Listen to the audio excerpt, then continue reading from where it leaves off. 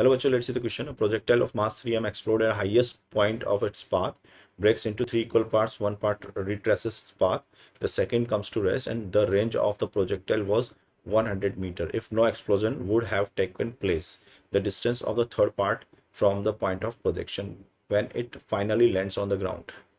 तो बच्चों, अगर हमारा बॉम्ब एक्सप्लोड नहीं होता तो उसका ट्रेजेक्टरी ये होता, ठीक है।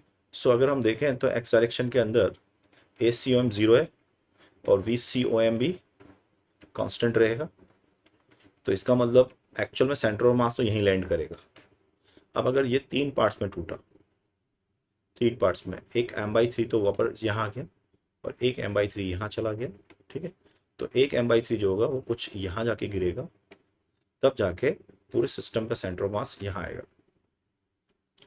सो अब अगर अपन देखें, सो आराम से देख सकते हैं, यहाँ से ये फ्रीली फॉल कर रहा है, retraces second come to rest, यानी कि वो फ्रीली फॉल करेगा।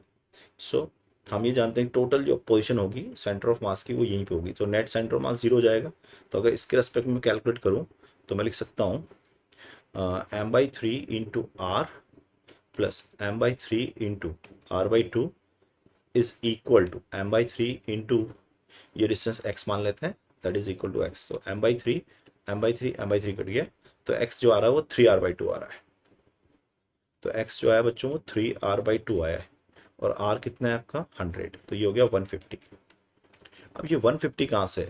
That is from axiom, the distance of the third particle, है ना, from the point of projection. तो पॉइंट ऑफ प्रोजेक्शन ये 150 तो ये आया आपका, जबकि ये 100 था, तो टोटल कितना होगा 250।